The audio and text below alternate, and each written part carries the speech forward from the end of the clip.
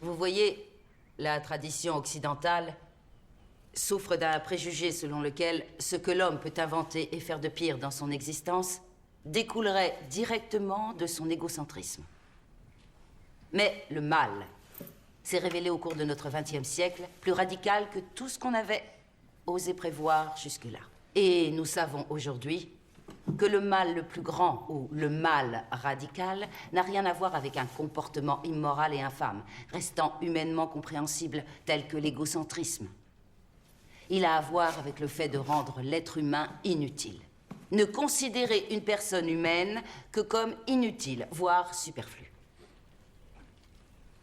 Car l'ensemble du système des camps de concentration visait dans toute son organisation à convaincre ceux qu'on faisait prisonniers qu'ils étaient superflus, avant de les supprimer en les tuant.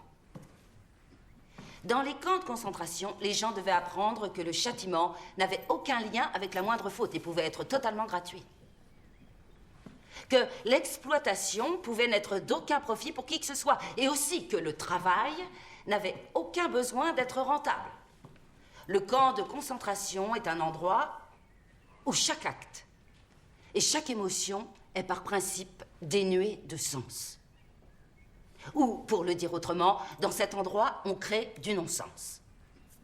Je récapitule.